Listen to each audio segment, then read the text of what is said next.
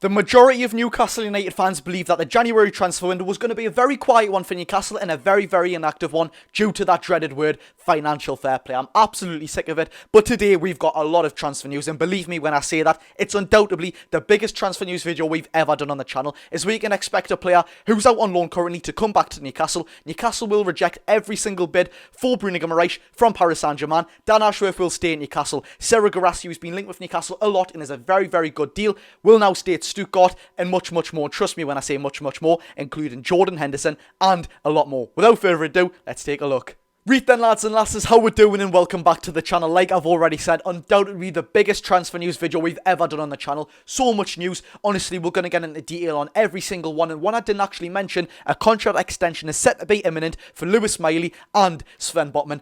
Already two fantastic players for the club. Lewis Miley, the 17-year-old lad, just a couple of months older than me, hasn't looked out of place in a once Champions League team, Newcastle United, this season.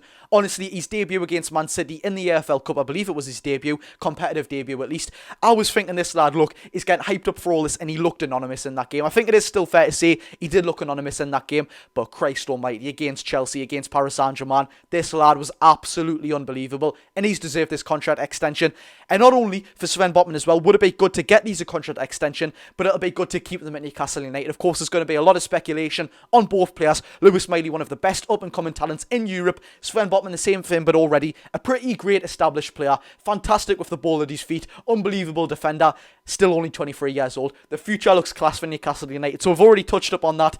But let's take a look at Newcastle's transfer news for today, because yet again, there is a lot. Starting off with ex-Newcastle United targeting someone who our fans really do like, the Canadian striker from Lille in France, of course, Jonathan David. Now, he's going to cost a lot of money. He's wanted by Man United, which is what we're talking about now, and Aston Villa.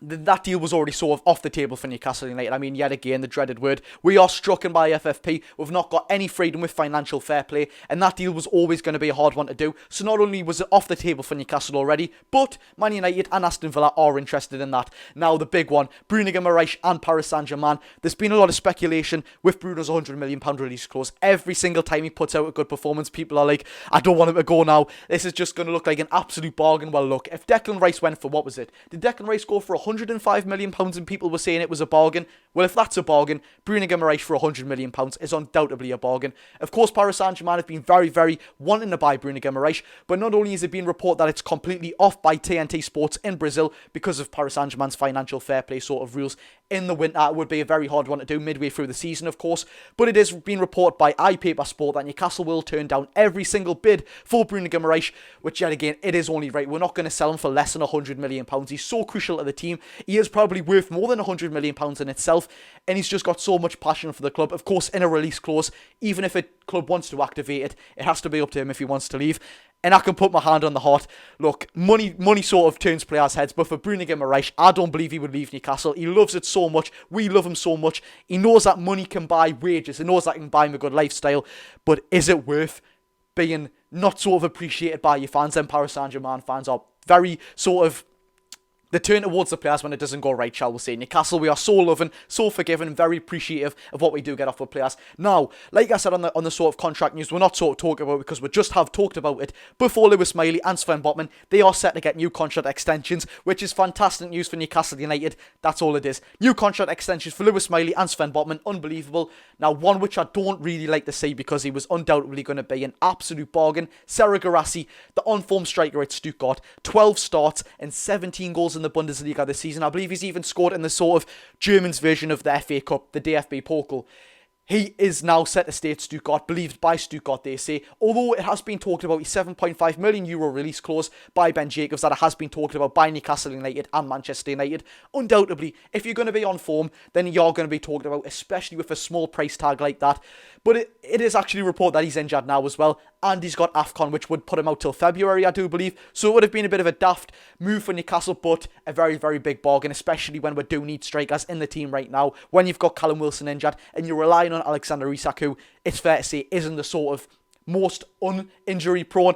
It's not very good, is it? Moving straight on, Dan Ashworth, who's had a lot of speculation of going to Manchester United. We're just rallying off this thick and fast.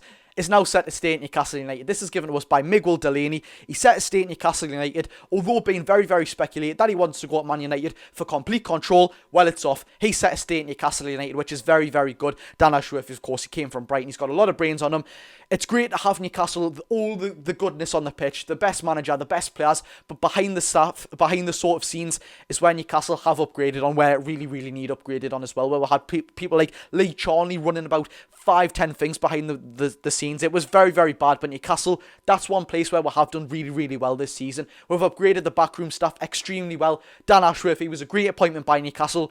It's just great that we've kept him, while being linked with Manchester United. Yet again, swiftly moving on. I don't want to blab on for too long. I don't want to hurt your ears. So we're just quickly rallying it all off. This is given to us by Mundo Deportivo, which is a Spanish source. So take this with a pinch of salt, because personally, I can't really believe this. He said that Andreas Christensen, the Barcelona centre-back, I believe he's Danish, and of course ex-Chelsea centre-back, says that he is Newcastle United's priority target for this January transfer window. Now, first of all, he's not a bad player, but I can't see a centre-back being Newcastle United's priority target in this January transfer window. A right wing maybe, a goalkeeper, but most importantly, a centre defensive midfielder is what Newcastle United need. Not only because we do need one, but to let Bruno Guimaraes express himself in the 8 area, in the centre midfield area, so he can progress in the outfield areas. I can't really see it happening. Of course, I wouldn't mind him at Newcastle United. But to get another centre-back, when we've got Lascelles, Dummett who can also play there, Kraft who can also play there, of course they aren't the best bunch, but they have been putting out good performances this season, and of course, Botman and Shaw, 2 unbelievable players. They are all aging, but Andreas Christensen, who I do also believe is 28, I don't believe it should be a priority move for Newcastle, but yet again, I'll never ever criticise an Eddie Howe move. Moving swiftly on, yet again, a player who is currently out on loan, who's been on loan many, many times, was set to go out on Luton last season and was set to go out to Sheffield Wednesday. It fell through and he's went to Standard Liège. It is Isaac Hayden. Arguably one of the best players in the bad bunch in the Ashley era. Isaac Hayden, he was pretty slow. He did have his sort of knee injuries, but he was a very, very good player. Very solid player, never scared of a tackle. He is out on loan to Standard Liège and he's set to return back to Newcastle United this month after his manager at Standard Liège, of course, has said that he is too inconsistent. He's missed 5 out of the last 6 games and he just can't rely on him. He wanted someone who would bring instant quality to the team, and he said that Isaac Hayden did do that, but yet again, his injuries is just becoming a frustrating problem, and it is going to be cut short to come back to Newcastle United. Now look, I'll put on Twitter, and I do hold my hands up for this now, I'll put on Twitter, is it a bad move if we bring back Isaac Hayden and put him in the 6 to let Bruno go forward? Now look, I do believe nostalgia got the best of us there, because looking back on that now, I completely disagree. Isaac Hayden, he just can't do it anymore, is he? He's too slow, he's too injury ridden, and sitting in the 6 as well, it's not the best for him. So the quicker that we get shot of Isaac Hayden and maybe bringing in some funds from, which yet again will be hard because he is so injury ridden and he won't be at the top clubs anymore. If he was to go to someone in the Premier, it would be Luton maybe, Sheffield United, or even at a very, very far stretch, Nottingham Forest, but even they've got top class players like Ibrahim Sangare, who came from PSV Eindhoven, which I even seen at the time when they did sign him. How on earth have they pulled that off? He's a top class player who I believe was meant to go at Man United. Anyways, Isaac Hayden is set to come back to Newcastle United this month. The sooner we get rid, the better. Sending him out on loan again, yes, it would sort of relieve him off the wages, but it's just annoying. Please get shot of him as soon as we can. Give away a tiny, tiny bit of FFP freedom. It would be the best deal for both clubs. Now, to top the video off, the last bit of transfer news, which I actually can't believe what I'm saying. This is reported by Luke Edwards, so yet again, take it with a pinch of salt. It's fair to say that he's not absolutely correct on every single thing, is he? I have reported on him before on a YouTube video, and we haven't got the best sort of news. So let's just take a look at it anyways, though. It doesn't do it any harm. Luke Edwards has said that Jordan Henderson has been discussed at Newcastle United. Now, straight off the bat, of course, that doesn't mean that Newcastle are going to go for him. That doesn't mean that Newcastle are absolutely concrete interested in him, and we adore him so much as a player. It just means that he's been discussed. Now, of course, without going into depth, Jordan Henderson is at Al Ettifaq now. Stephen Gerrard's team still, I do believe. They were on a very good winning streak when he did sort of first move there. They beat Cristiano Ronaldo's team, Al Nassr, I do believe. But now they haven't won in the last 3 months or something like that. It's all gone wrong for Jordan Henderson. Apparently, I've seen something now, I don't know if this is fully true, that he doesn't sort of like the women's rights there. Of course, I think that has been a bit sort of relieved in Saudi Arabia. It's been a bit sort of easing down. And he doesn't like that there's no people in the crowd. He doesn't sort of like the lifestyle. I mean, mate, you're nearly on 700 grand a week. if I was on 700 grand a week, I'd play in the backyards of Colombia. Do you know what I mean? Stop complaining, lad. But fair play to him. Do you know what I mean? It's also sort of something we've said that, do you sort of prioritise money over playing in the best league in the world? If it's something he wants to do to come back to the Prem and prove himself, look, he gets a round of applause for me, but he's not coming to Newcastle United because he's a Mackem. No, look, if we genuinely were desperate for a midfielder, of course he is 33 years old. He's not the worst player in the world, is he? Being a Mackem, though, to us fans, it is a very, very big factor. If the owners are desperate, they'll not put a blind eye to him being a Mackem. They'll not care about that whatsoever. Us fans, we always will. We've given so much grief to him for playing Sunderland and, of course, for Liverpool. We're giving grief every single time we played them. This would only happen if we were desperate. This would only happen if we were extremely desperate. Of course, we have had a fair few injuries in centre mid this season. Joe Willock, Elliot Anderson.